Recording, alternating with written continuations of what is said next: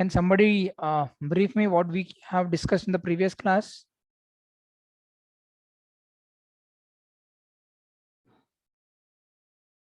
What all we have covered till now?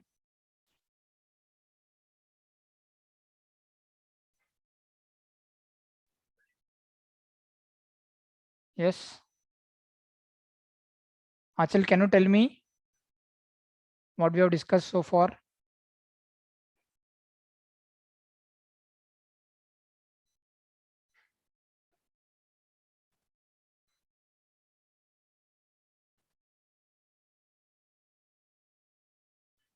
It's not remembering.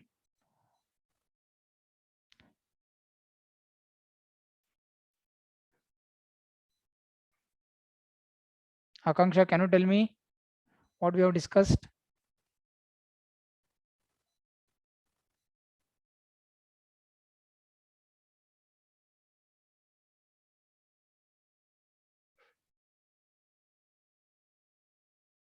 It means you are not attending the classes properly.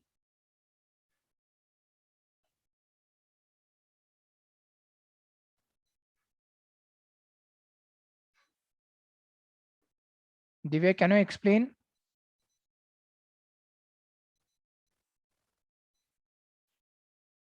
what we have discussed?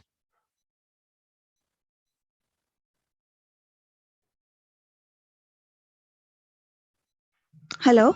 Yeah. Sir, it was about domain names. Okay. So we discussed Uh, about conversion of IP Sir, addresses to domain. IP addresses to domain names. And Yes, sir. also we discussed about something called as the web browsers. Okay, so let us go ahead with the next concept, that these are the basic terminologies that are required before we actually start with the web programming. So that's why we are studying this about related web programming. So when we say about web programming, so we need to know about these terminology, like what is a internet, what is a world wide web, what are browsers, what are web servers. Okay, all those things, what are uh, basic tools that are required. So all these are basic terminologies that we are going to deal with. So we are studying about these things in brief. Okay, so we are not going to take too much about these things, but as a web programmer we should be knowing about this, because web browsers and web servers, where we are going to write some code where they will be working on web browsers, or also we will be writing some functions where the task of web servers comes into picture. So we need to know about these things. So let us go ahead with web browsers. After this we discuss about some examples of web browsers. So whenever we want to connect, or whenever we want to start communicating with some other devices which are there on the internet, or always whenever we want to access something, we always try to go to a browser, and through the browser we type in this URL address. In the address bar we type the URL, and we can get some information, or we can access the files. So the browser is the one which actually initiates the uh, request, or it actually initiates the communication on the internet or over the internet. So and we also discussed about some of the examples like Google Chrome, Netscape Navigator, Mozilla Firefox, etc. These are the examples of the browsers. And the latest update you might have got, that Internet Explorer is not going to support after 2022. Maybe in the month of August or July it will stop its support. So all the softwares or websites if you are running on Internet Explorer from 2022 onwards, and if it is not working properly, then Microsoft is not going to work on it, or it is not going to give any support for this. Like in the earlier case also, it is not going to say, it is not supporting now Windows XP. Some of the earlier system still it is supporting, they have installed Windows XP, even though we are having Windows 10 as the latest version, but still some of them are using Windows XP. But Microsoft has clearly said that we are not going to give any support for Windows XP related issues. So this is the latest news that we have related to the Internet Explorer. So let's go ahead with the something called as web servers. Like in the earlier examples also we have discussed about this. So to convert these domain names into IP addresses to domain names, these things will happen, and then we have the web server and the server will be there. So before going to that, we will understand two things. What is a client and a server? So a client is a piece of computer hardware or a software that accesses a service made available by a server. So who is a client? Client is anything. A client can be a device, a client can be a browser, or a client can be any person who wants to interact or who wants to take some services or who wants to access some files or documents and so on. So a client is a piece of computer hardware or a software that accesses a service made available by a server. For example, web browser is considered as a client because browser is the one that connects to the web servers and retrieves web pages for display. So whenever you are browsing on the internet or whenever you are surfing or when you are accessing some of the pages, that time the browser initiates the communication, or it is the one who actually establishes the connection with the help of the web server, and it can get the response, or it can get some web pages or documents, whatever you are searching, so that it can be displayed on the browser and user can access it. Now the next thing is the server. So what is a server then? As we already know, server is nothing but like a big machine, you can say, or a computer which has a high with some high configurations, and also it stores the information or the data that is required. And we also studied and we took an example like every website, okay, like Google you take, Yahoo you take, Facebook, or any website you take, it maintains its own server where the actual information will be present, and the client wants to access that information that is present on the server.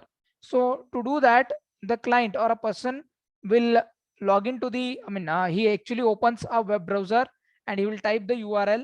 So through the URL it will go to the web server, and from web server it will go to the server, and where we can get the information. So to be more specific, let us take a simple example.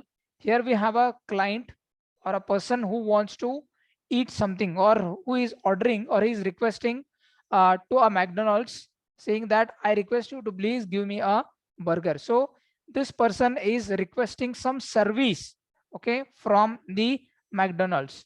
So McDonald's becomes a server because it will provide a service, or it gives a service to the client. Okay, so before actually it gives a service, it will check whether the service that a client is requesting, whether it is available or no. And before it actually provides the service, whether they have a proper protocol, whether they have got a mutual understanding between the client and a server. So for our case, in our case in web programming, whenever we want to establish a connection or we want to access some files or documents, we need to have the standard protocol, that is the HTTP protocol that we'll be using. So this McDonald's will provide the food. If that food is available, it will search for that and it will say that yes, I have the burger and I'm responding, here is your burger. So this is the simple way of understanding a client and a server. So in case of this example, McDonald's is providing a service to the client with respect to a food item. So we can call this McDonald's as a food server because it is providing a service which is of kind food. Similarly, consider a computer system and a client who is requesting for a computer to give a printout, okay, or to take a print. So that time we can call it as a print server.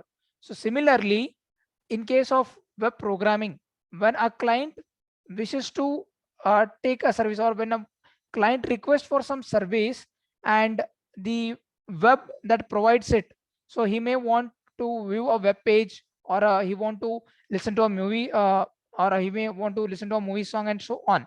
So he's requesting something, so that we can call it as a web server. I mean, basically the web server will take that request and send it to the server, but it provides some service to the client. I hope everyone has understood these two terms, what is a client and a server. These are very much essential. Has any doubts in this? I hope this, with this example, you might have understood what is a client and a server. In simple terms, I'm explaining.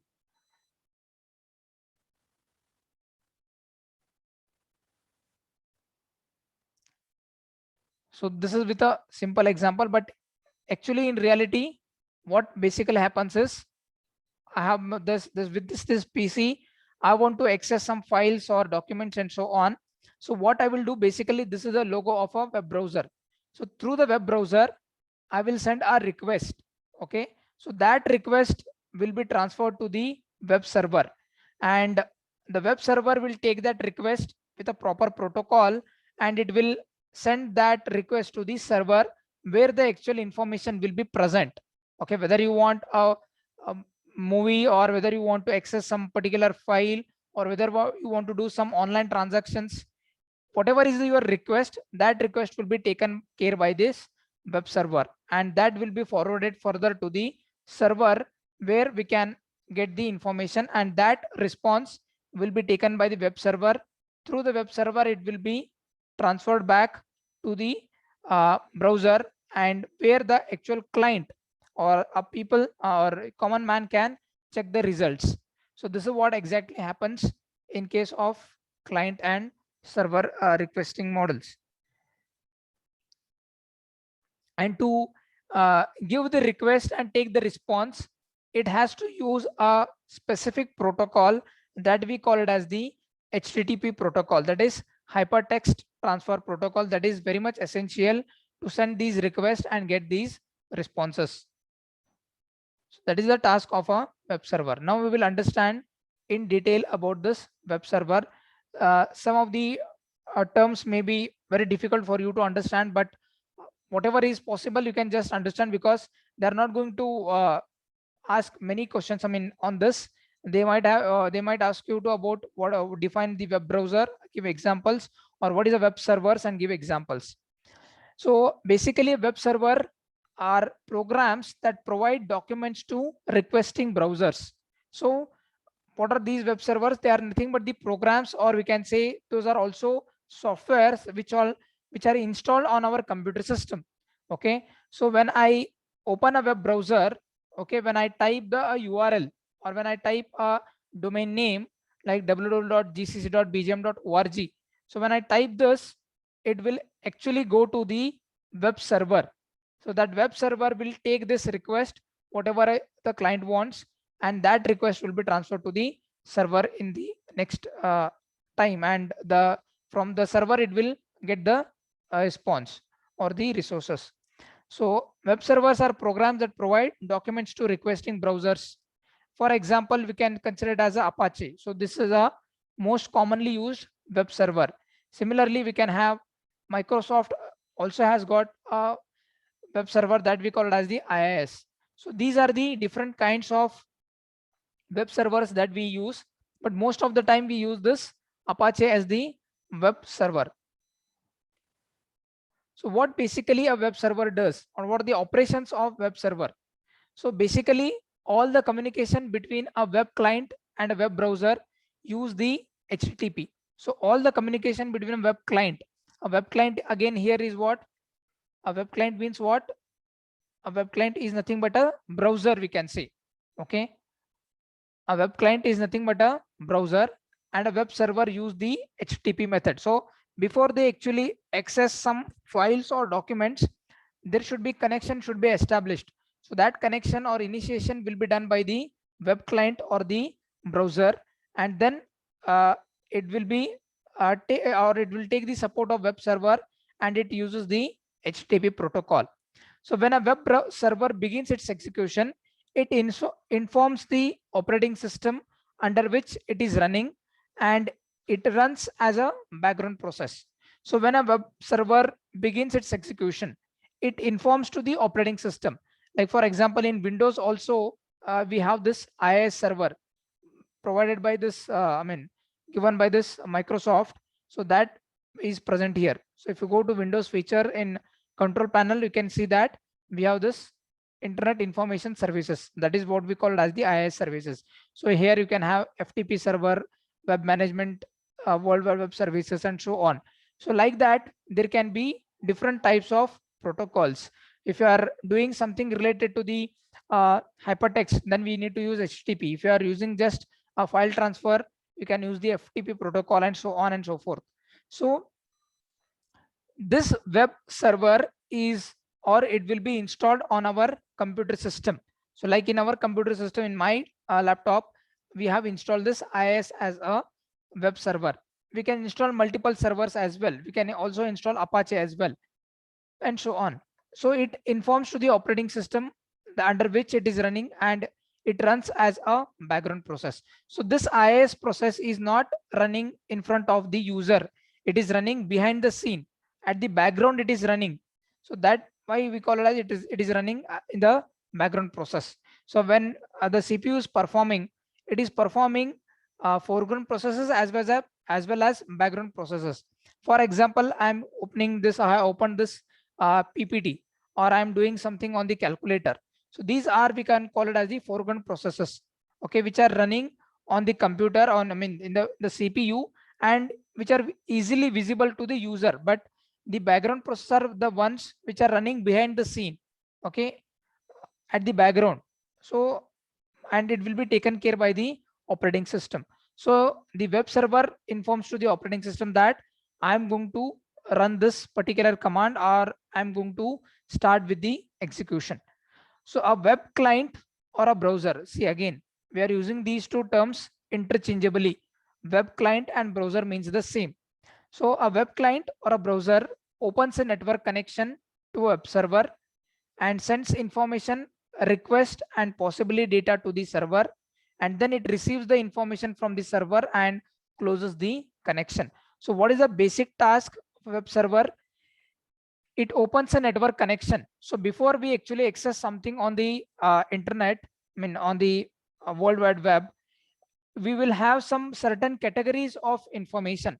Like one person may want to use a email service, another person may want to use some other service, transfer protocol service, another person may wants to download a movie song, and so on and so forth.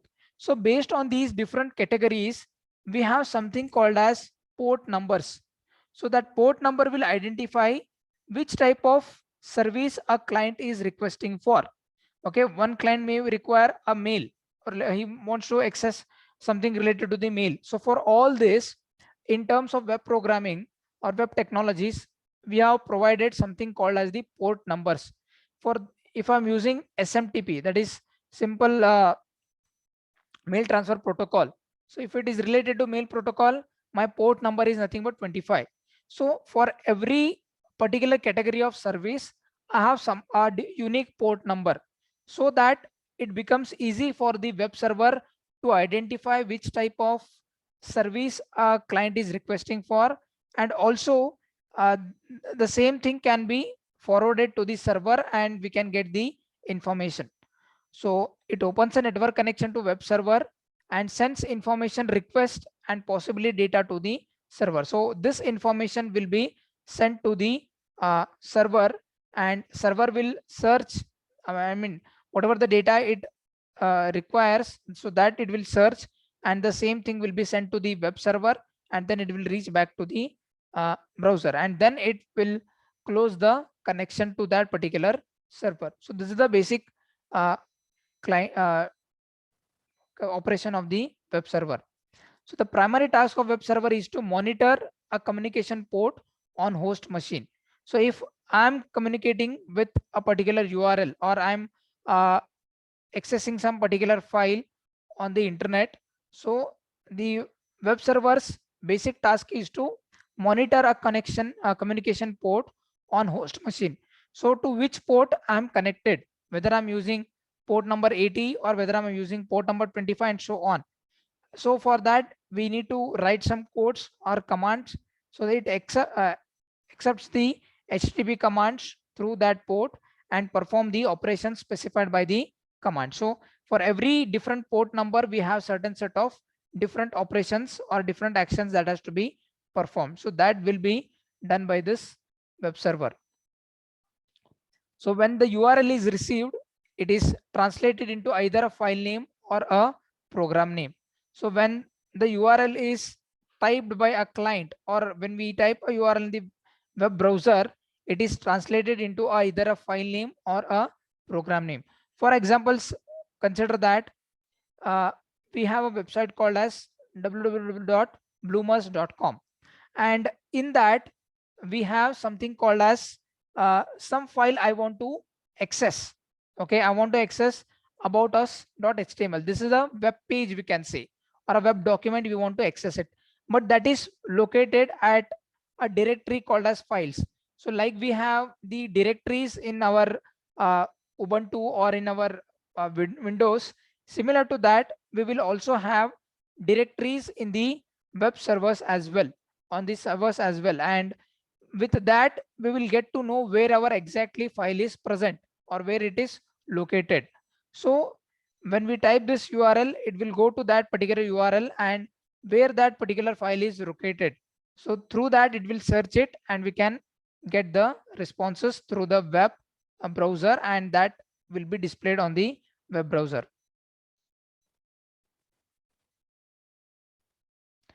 And next we will be studying about some general characteristics of web server. Okay, so again in this there are many terms we are going to study about: document root, server root, and so on. So just try to ensure that you know these terms, that's it. We are not going to study these things in detail because they are a little complicated.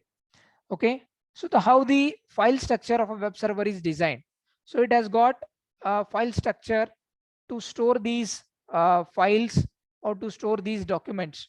So the root of one of these is called as the document root, which stores the web documents. To store these web documents, it has got a root directory and we call it as the document root.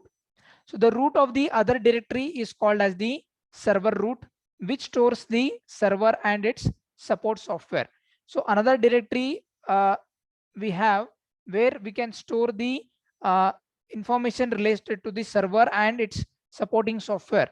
So that we call as the server root. The root of the other directory is called as the server root, which stores the server and its supporting software. So the files stored directly in the document root are those available to clients through the top level URLs. So the top level URLs are nothing but like this. So when we type like this, it will directly go to this particular bloomers.com. So this bloomers.com is being maintained or it is kept in a particular server, and when we type this, it will be sent to the web browser first. From the web browser it will go to the web server, and then the request will be transferred to the server saying that please give me a file name about us.html which is located at www.bloomers.com/files in that particular directory. So we may have another file. So again it will go to this particular URL and it will go to that particular uh, directory or the file structure, and it will check for that particular file. So the secondary areas from which documents can be served are called as the virtual document trees. Okay, so there can be another area where we can serve the server serves these documents, and we call them as the virtual document trees. So we are not studying these things, but just the general characteristics that we are studying. So many servers can support more than one site on a computer. For example, suppose say that we have a server, it can support more than one website. Okay, like if the server sizes or if its capability is very high, then it can support our college website, university website, and so on and so forth. So some of the servers have the capability of handling more than one site on a computer or more than one website on the computer, potentially reducing the cost of each site. So for example, if you design a web application or a website, and if you want to take your own server, you should pay or you need to pay very high amount. So to avoid that, we can have only one server which can be shared among multiple clients or which can be shared among multiple organizations, so that we can reduce the cost of it and making their maintenance more convenient. Such secondary hosts are called as the virtual hosts. So we call such host as the secondary hosts are called as the virtual hosts. And then we also have something called as the proxy servers. So some servers can serve documents that are in the document root of other machines on the web. Suppose say that I am requesting a particular file which is present on server A, but I have which is present on server B in fact, and a server B A will act as a proxy server because it will take the responsibility of server B and it will also help us to provide this. So some servers can serve documents that are in the document root of other machines.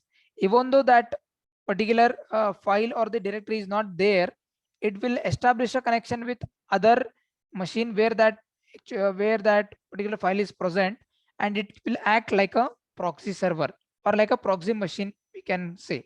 So such type of servers are called as the proxy servers.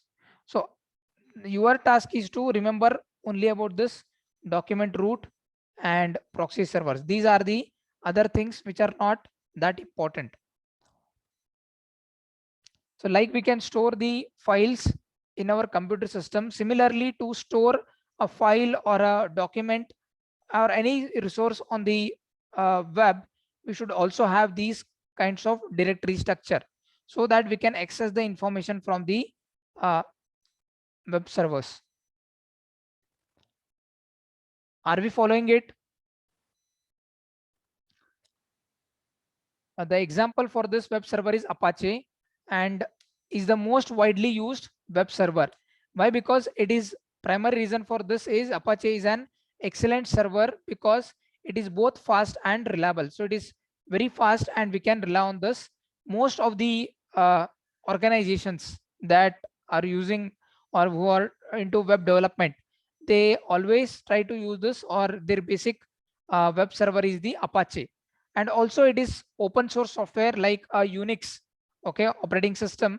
It is also open source software, which means that it is free and is managed by a large team of volunteers. So there are many people who are working on this and is open source, widely available, and we can make some modification whenever it is required, and the same can be released. So it is a open source software and freely available, and most of the time it is used on the Unix based system. Earlier it was made available for the Unix system, but later on everyone started using this Apache server, and it is platform independent. So that means it can be installed on any system, that whether we are using a operating system of Windows or whether you are using a operating system of Windows or some other operating system, it can be installed. So it is a platform independent web server. So finally, it is one of the best available servers for Unix based system, which are the most popular for web servers. Most of the time it supports a Unix based system, but apart from that, we can install it on any of the platforms as well. So Apache is capable of providing a long list of services beyond the basic process of servicing documents to clients. So, and when we say that we are searching something on the internet or when we are accessing some documents, it is not only restricted to that. Sometimes we may also want to do some calculations, or suppose say that you are filling an online application, okay, or you are doing some online transactions. So that time that entire software is present on the server and you are trying to run a software that is present on a server machine. So apart from accessing files or documents, it will also help us to execute some programs, okay, or beyond the basic documents, it will also help us to run some applications or programs. When Apache begins execution, it reads its configuration information from a file and sets its parameters to operate accordingly. So before it begins its execution, when it reads its configuration settings like port number and other details, and according to that, it will do this request and response task that is related to Apache. Similar to that, we have Windows IIS, that is Microsoft IIS server is supplied as a part of Windows, and because it is a reasonably good server, most Windows based web servers use this IIS. With IIS, server behavior is modified by changes made through a window based management program, and this we call it as the IIS snap. which controls both IIS and FTP. So it controls both the IIS and the FTP. So this is related to the web server that we have with related to the Microsoft.